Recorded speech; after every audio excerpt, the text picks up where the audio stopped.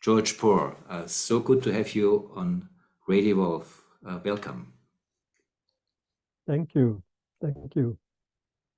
George, you are since many years a researcher for collective intelligence, collaboration, and also collective wisdom.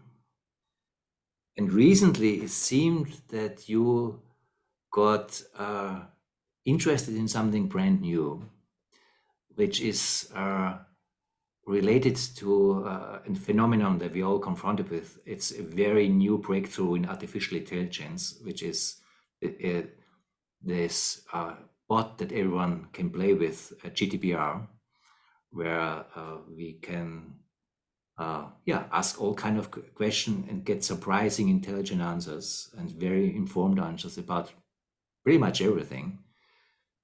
And originally, I wanted to talk with you about collective wisdom, but you said, no, let's talk about collective wisdom in GDPR and how there is a new hybrid form possible of something like collective wisdom.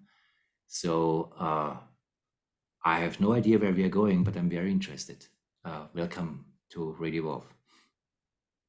Thank you. Well, collective wisdom is changing.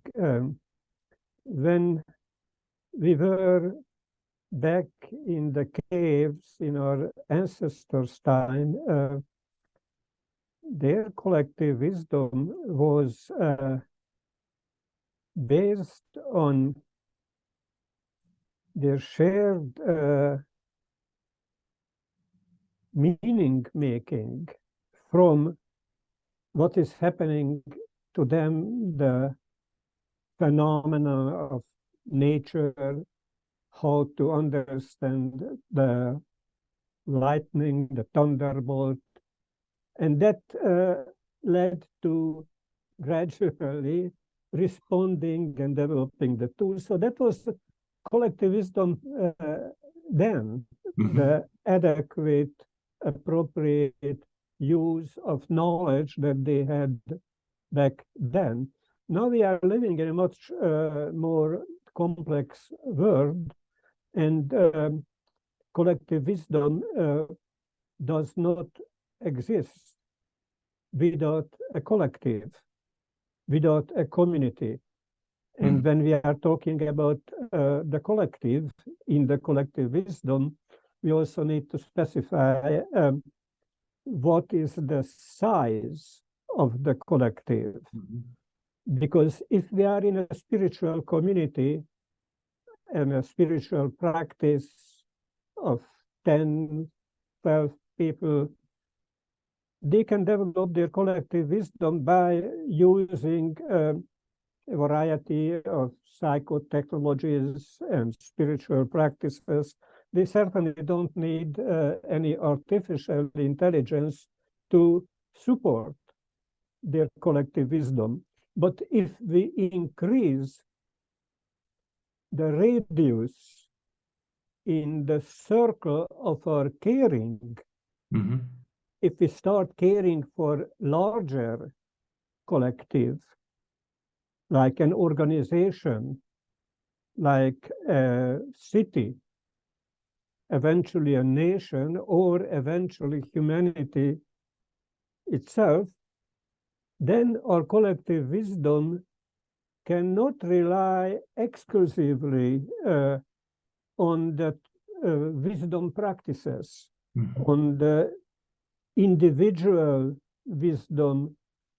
Individual wisdom, we can reach heightened states of awareness. We can move up on the spiral in our developmental journey individually, but that doesn't necessarily add up to collective wisdom, right? So when we are striving for collective wisdom, we certainly need places where those wisdom practices can be cultivated. But again, depending on the size of the circle of care, those places and the very idea of wisdom commons also becoming dependent on the size, the scale. So that's where artificial intelligence comes in. And of course, it's I'm not saying that artificial intelligence is wise, but it can enable our collective wisdom. Let me tell you just one story, one specific experience that I had recently when I wrote an essay about AI-enabled collective wisdom. And so I was interested, what would Varela say about the future of our interactions with AI? If I may interrupt you here, just also for our listeners, you're talking about Francesco Varela. Yes, yes. And Francesco Varela was, I think, Chilean, a biologist, right, who was famous for finding out. I think even coined the term autopoietic processes. And he died quite a long time ago. I mean, 20 years ago. I don't know, something like something like that.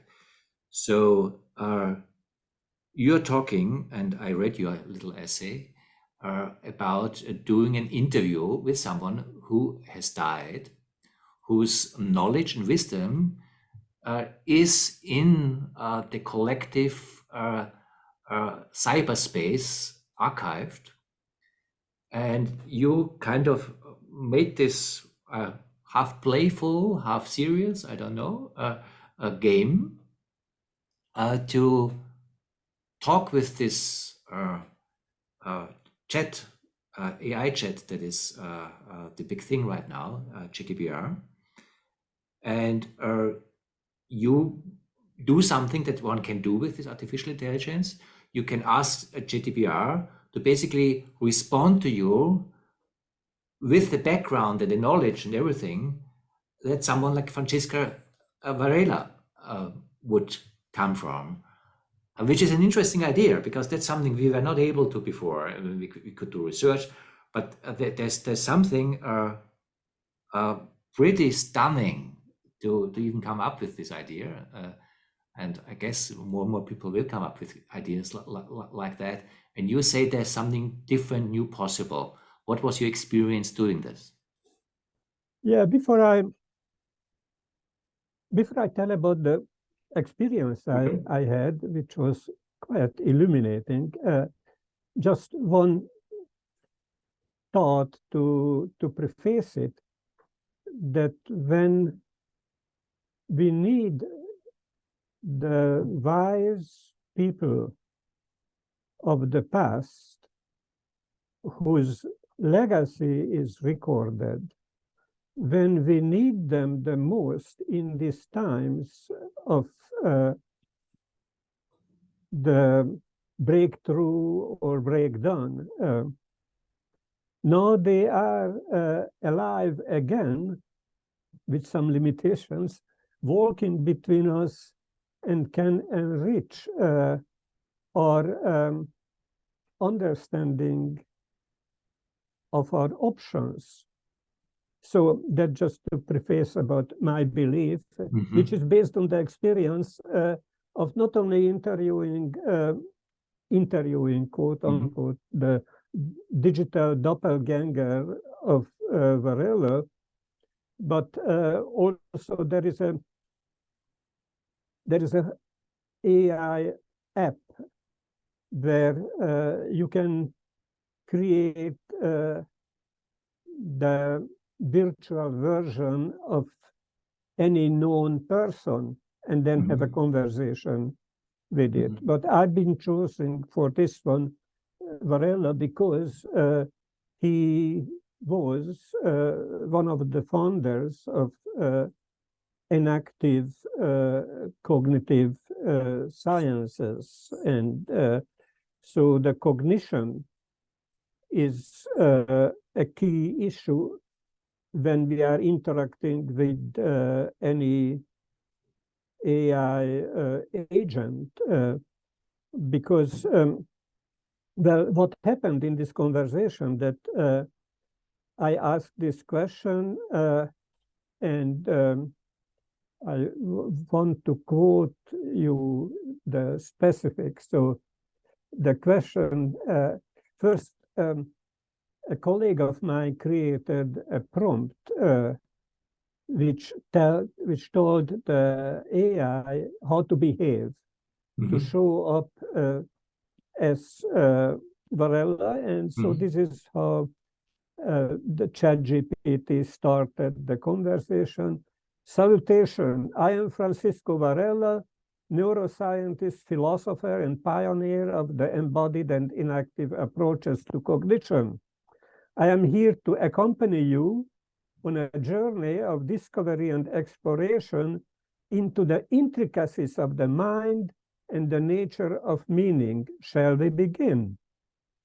And then we said, sure. How do you say the future of man and AI machines interactions? So this question came from one of our members of the team.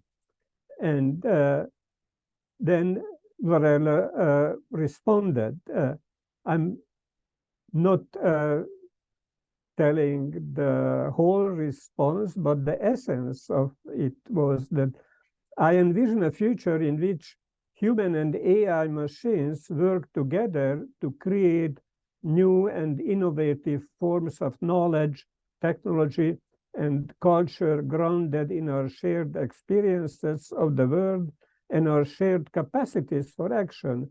In this way, the future of human-AI interactions promises to be one of the endless possibilities as we continue to explore and expand the limits of what it means to be alive, conscious, and meaning-making beings.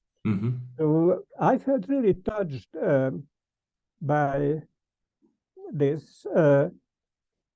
And of course, it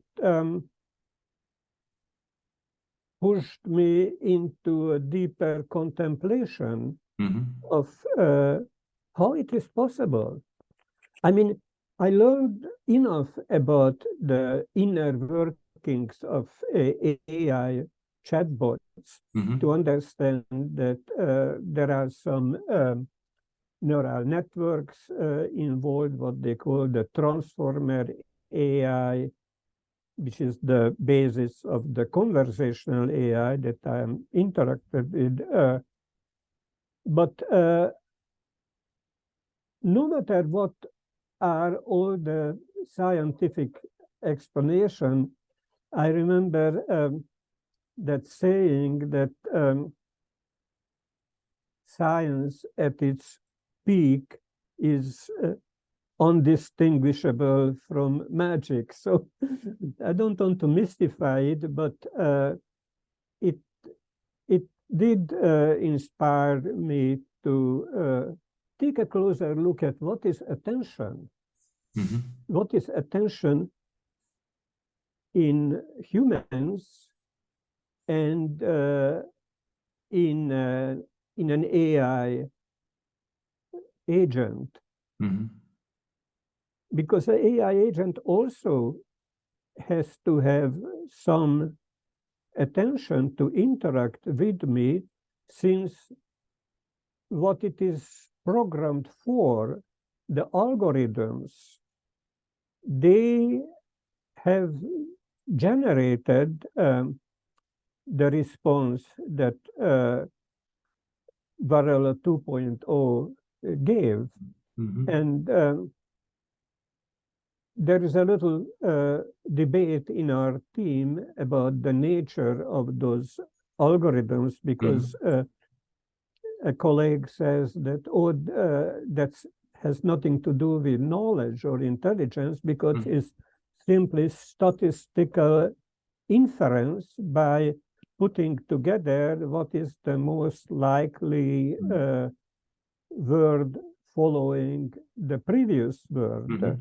But I doubt that it's only that, because that would be only syntax and semantics.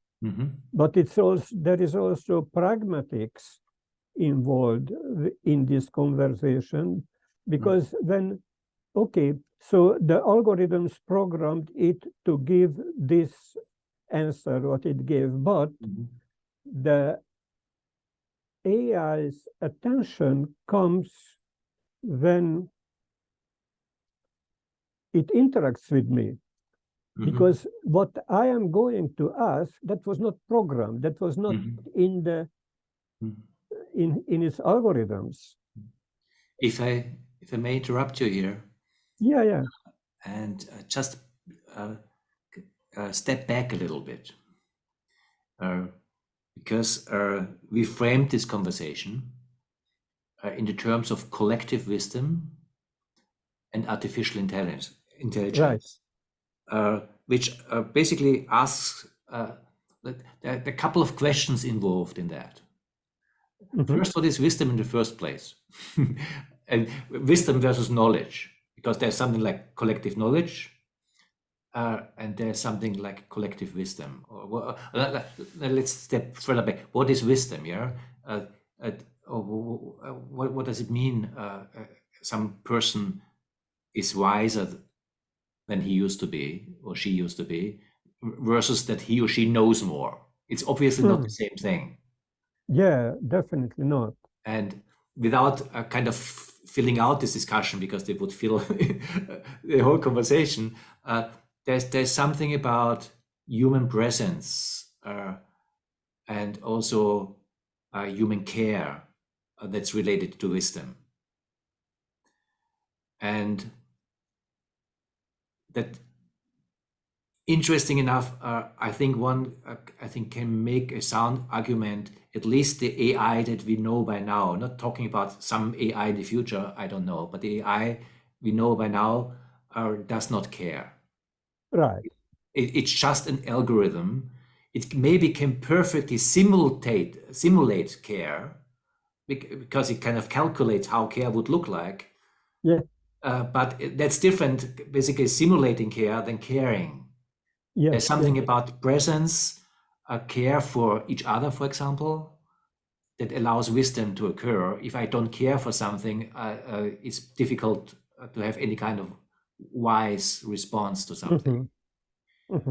So now we have this unbelievable AI revolution that outperforms us in the form of how it can bring knowledge to the point, even in a dialogical form like GDPR, where everything that is basically somehow archived about the background of someone like this philosopher Francisco Varela can be brought into an intelligence conversation that's surprisingly even put in a very human way, in the way it's brought. And it's very much about syntax and semantics and pragmatics, but it's all algorithm in that.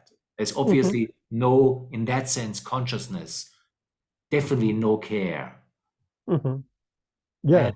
And the question I would ask you,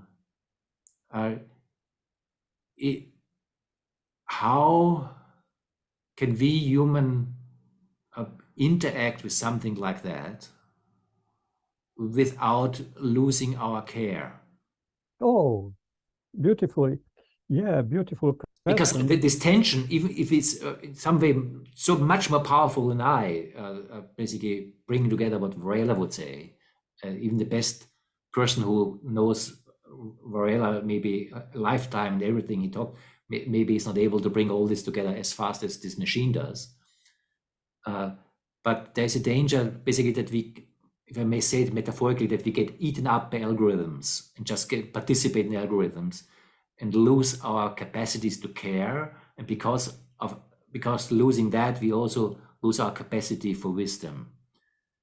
And my question for you, in your experience, in your reflection about that, and maybe also in your what you asked Varela about the very question, because not his simulation, but he was a person who cared.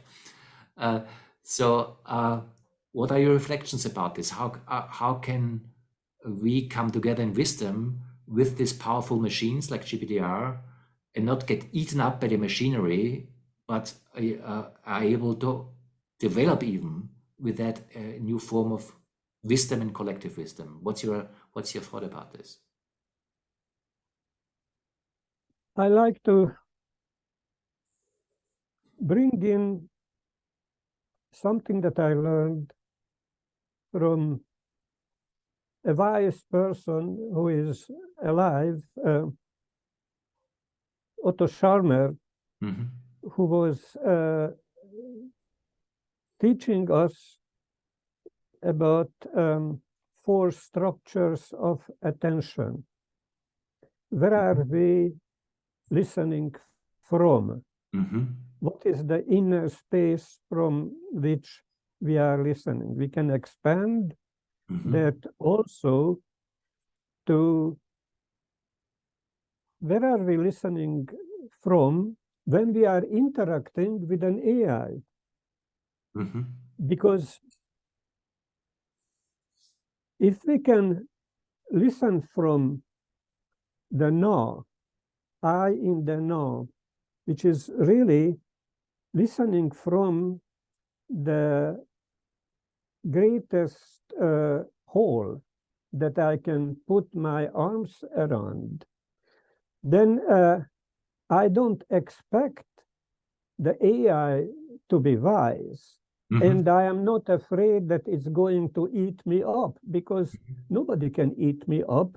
It's my choice whether I give up my sovereignty, whether I give up my capacity of sensing, meaning making, and choice making and give it to AI, or I maintain my sovereignty. Even when I had a guru back in the 70s, I never gave up myself, my sovereignty to it. So the wisdom is not coming from the AI, it's coming,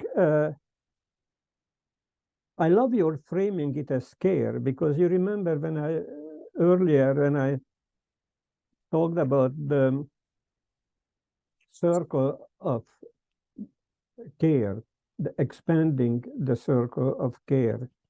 So in my interaction with the AI, I can care only for doing a good job so that my boss be happy and I won't get fired, because I will deliver the AI-enabled super code that I just wrote. So that can be my care.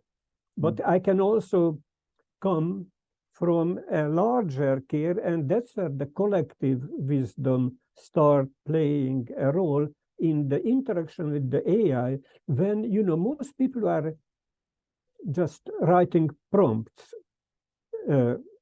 eventually chaining prompts, creating a chain of prompts.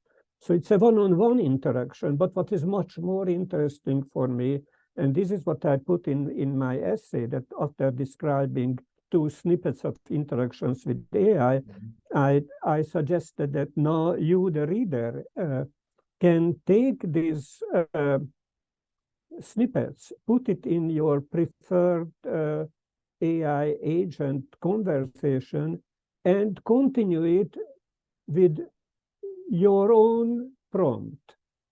So it's one element of collectivity, but that's not all. The more interesting thing is that when we are doing the research, and we are at the very beginning of our CHI, the CHI is the abbreviation for our collective hybrid intelligence. So when we do this research, what I expect what will happen next is that once we start these conversations in plural with AI, the next prompt will not come from any of us, but from the collective wisdom of our team that will birth the prompt for interaction with the AI. And why I say that collective wisdom and not collective knowledge or intelligence, because if the driving force of an action research is discovering and walking on the pathways to humanity's phase shift, that's a big enough circle of care. And if this is what drives how this is the space from which we are listening, when we are listening for what would be the best prompt to give, that's how I see that something meaningful can happen. Yeah. If you allow me to challenge that. Yes, I love to be challenged. Because you said something where I have a question mark. You basically said, nobody can take away my care. It's my choice. And there's at least a lot of discussion about that human mind and human consciousness can be hacked. And what I mean with can be hacked, it's many say it's already happening. That basically the consciousness industry is exactly doing what you were pointing to. It's directing our attention to things that, if I may say it as a shortcut, that the algorithm wants my attention to be. Advertisement works that way. Advertisement is basically hacking, at least to some degree, my capacity to have attention, and I care about something that I before that even thought that it would be not of my interest. And also in the same way, addiction works.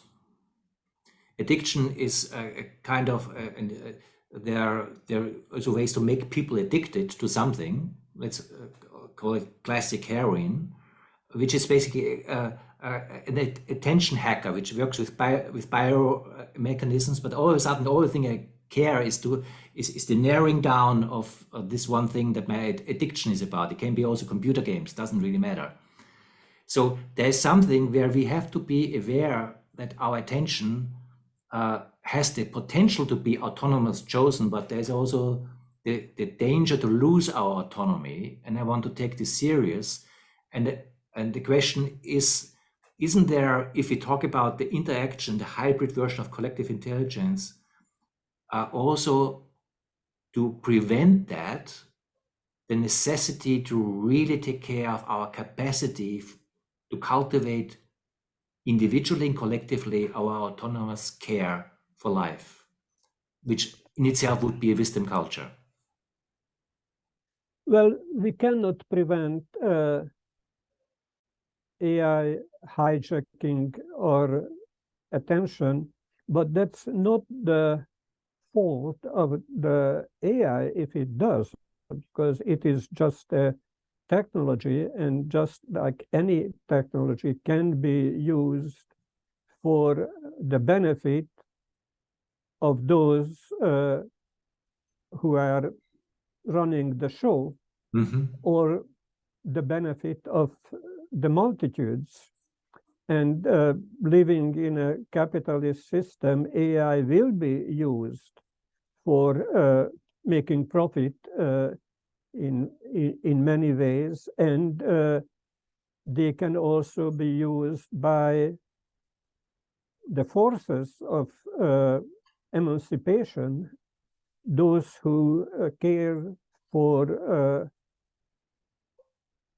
a better future, those who don't believe in capitalist realism, that this is the last stage of evolution. So I see AI not just like any technologies like computers or writing, that can be used for good and bad, but AI has the particular propensity to enable the reimagination of a whole new type of organizing society, organizing our relationship. So it frees, liberates the imagination, social creativity, and I would even say that it may become the cradle of something that grew out from the presently dominant system. But I see the danger that you point us. I don't deny it. I'm just saying that whatever we give attention to grows. And I made the choice to give my attention to the liberating possibilities. No, I agree with that. And also to support this in some way, I took your request in your essay up and did something that I found very fascinating. And as I'm like you, interested in the perspective of philosophers, I put out a certain question, and then I initiated on GDPR a virtual conversation between Wittgenstein and Nietzsche. Cool. And just let them basically comment on each other, on their different perspectives. And I have to say, I mean, first I thought, wow, I have discovered a very cool game here. You really can you can do this with. It doesn't have to be philosophers. It can be whatever. At some point, just for curiosity, I brought in Mozart in the conversation. To have this is interesting enough, but then I kept it with Nietzsche and Wittgenstein, and decided that this is a lot of fun and insight, and obviously something I would not have been able to do in any way before the appearance of GDPR. So obviously there's a new evolutionary potential here. I have to admit that I'm philosophically quite well educated, and I know some Wittgenstein and I know some Nietzsche. I read them, I studied them. So I'm a philosophically educated guy, more than maybe many others. But there's something of how these different perspectives, at least how the artificial intelligence kind of perceives the perspective, the Nietzschean perspective and the Wittgenstein perspective, how they relate to each other, that brought me some insights in the worldview of Wittgenstein, let's put it, in the particular kind of Wittgensteinian world, how it shows up with all these language games and all this kind of thing. And on the other hand, with Nietzsche, that I have not seen before. So there's a whole new possibility of synthesis of insight that we can play with. And then, as you suggested, we also collectively can start to play with, which really allows something that we literally, I think, not even at the starting point of realizing what's opening up here right now. We are basically in the year 1885, talking about the innovation of cinema, the first moving things, and we have no idea what's really happening. And it took basically until Eisenstein in the 1920s that cinema really became something as a culture form. It took a lot of cultural learning from us to understand what do we do with these moving images right now It then became cinema and then became television. Mm-hmm. So we are at this very moment of the beginning where we have no idea what this new toy can do. And of course, the cinema also, just to put that in, was part of why Hitler happened.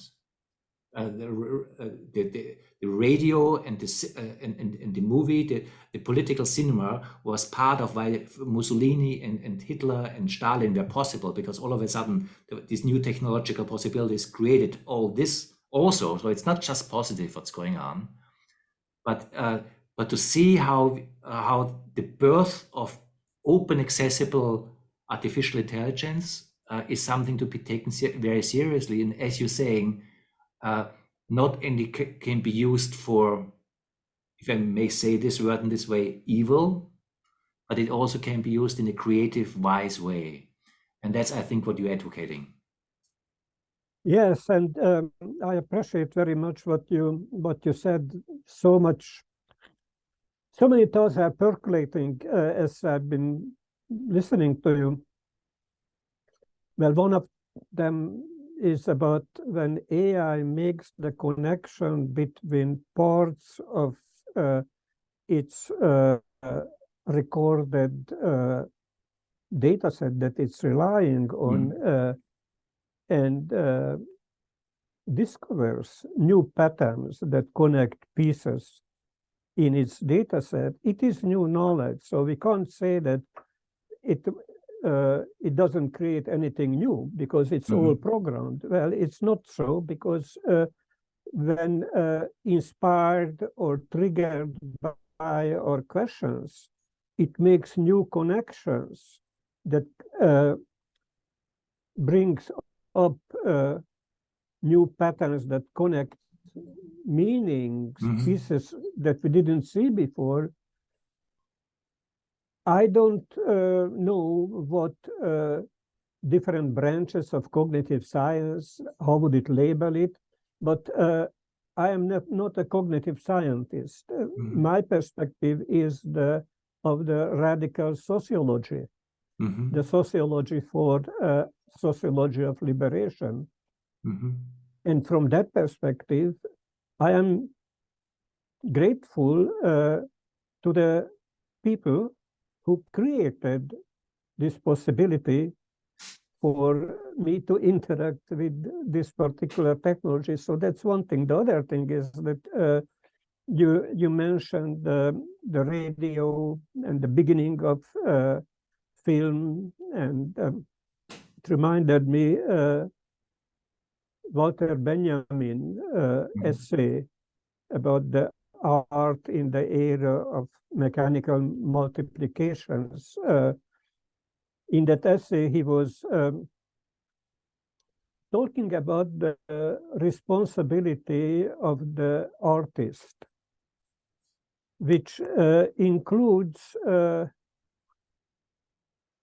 taking care of delivering the art to where she intended it.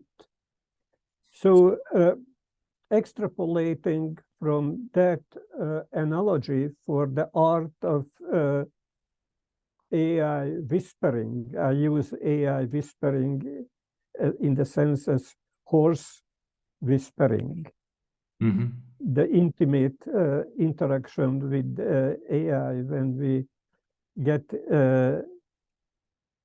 its inner working in our mindset. So when that happens, then there is this yin-yang of the qi, where we can pay attention to both how we pay attention to from where, and also pay attention to how the AI is working. So with this bifocal attention, we can co-create the output.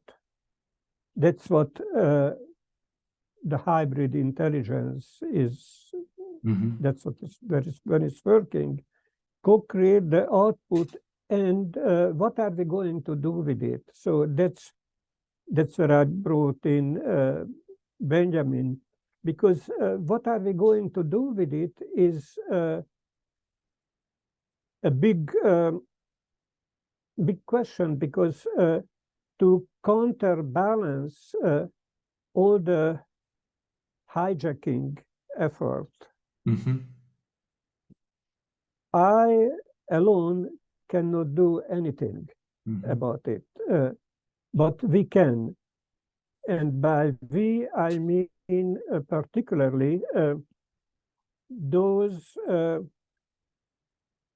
communities that are cultivating wisdom practices and interacting with, aligning themselves with the most progressive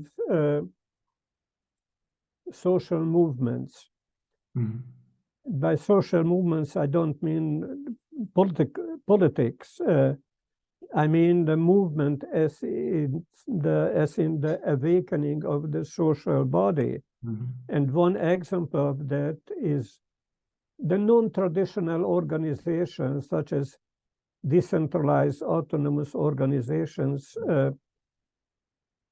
That's why in the second email that I sent you, I mentioned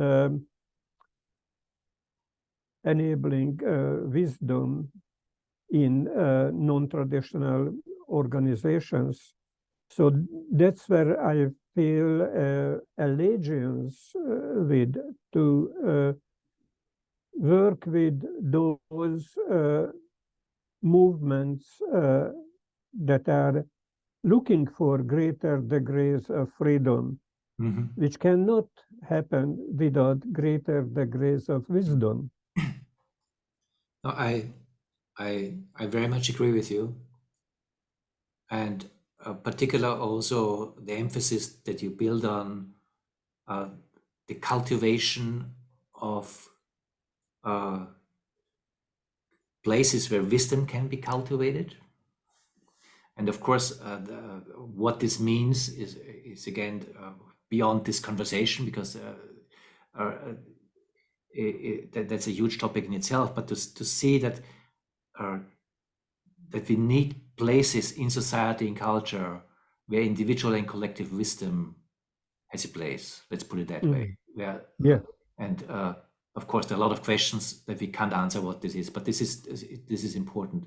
There's one element missing that I want to bring in, and I'm pretty sure that you agree, and that is, let's call it democratic control, where we, as the collective in a certain polis, maybe local, national, international, global polis, that we find collective ways to come to wise decisions what we want to do with this superpower of AI.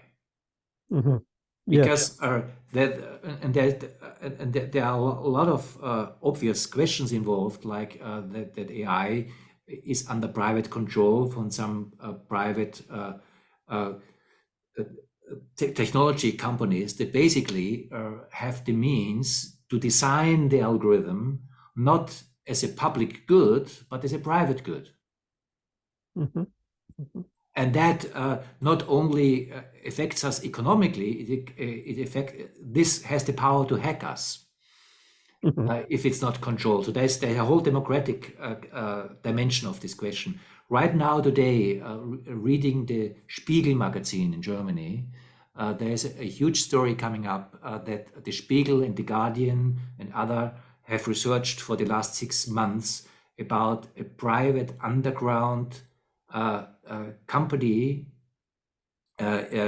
situated in Israel who claim that they have interfered with 27 democratic elections in the last years. And that they basically, more than 30, and in 27, they claimed successfully, because they basically, they pretended to be clients and they got some inside information what they were doing. And just to see there is a information warfare industry to hack our public consciousness and to use AI against our collective wisdom, that is a real danger, because if you have the means, you basically can do things, and you can, as they claim, change elections in more than 27 countries. A huge case that they bring there is in Kenya, where they really intervened heavily. And to see that there is the question of wisdom culture. There's also the appreciation of this new dimension of the superpower of artificial intelligence. And then there's the question, how can we make out of this a public good, that we publicly, which means as a polis, can have conversations how we want to form this. So this is, as a sociologist, this is in that sense also a political question, because it comes on how do we come to collective decisions, which in the end are political decisions. And just to see there are big questions involved. I don't have the answers, but I just want to put them into the conversation because they're important. Yeah. Yes, well, there are many people of goodwill in the technology circles, among data scientists also. And I know of initiatives of creating large language models and make it public, open source, and creating open source AI agents. So a lot of people are working on that. That's part of the answer. The other is that there is at least a dozen of organizations in the AI for good ecosystem that are working on controlling the controllers and all the issues about ethical AI. So it's far from being resolved. It will be, the front lines are not yet fully drawn, and it will be an ongoing war. Part of the information war, it will be AI-powered information war. Probably that will be a major content of social tensions in this decade, if not longer. And having said that, I clearly would like to research the conditions that would make democratic control more likely. Just like you, I don't have the answer, but it's a very hot, important topic for me. But you brought in one point that I want to highlight, because that may be naive on my side, but still, that's where I put a lot of my hope. You talked about the good, and people are trying to develop AI for the good, and it sounds very, very nice, naive. But where I would like to go there, and in that sense, here we're coming back to wisdom, and here we're also coming back to spirituality. Yes. And if I may put it in a very philosophical, metaphysical claim, I believe in the power of the good, the true, and the beautiful. As a power, just because it is, because deceive and betrayal always has to hide. It always has to pretend to be good, beautiful, and true. And there's something where the cultivation of that could be truly beautiful, which I think is maybe one way to talk about spiritual pursuit, is a human, or maybe bigger than human, superpower that we also have to invest in, and where all this, what we are discussing right now, AI, collective wisdom, technology, democratic processes, are also connected to this deep, heartfelt dimensions of human and more than human existence. And the cultivation of wisdom is very much that we individually, collectively find ways to cultivate it, to strengthen that strength, because this is the antidote. Yes, yes, I appreciate very much what you said and fully resonate with it. George, unfortunately, we are also at the end of the time, but this was a very interesting, very powerful conversation. I very much appreciate also that you're opening up AI and what you call hybrid collective wisdom with AI and human wisdom in this way, because we need courageous pioneers who kind of open our perception that something new is possible here. And it seems that you're doing this right now. So thank you very much for that. Thank you very much for the conversation. Thank you, Tom. And let's keep the conversation going. I mean, not now, because I know our time is over, but I feel that there is much more to explore together in the future. Let's do this. Thank you. Okay. Thank you.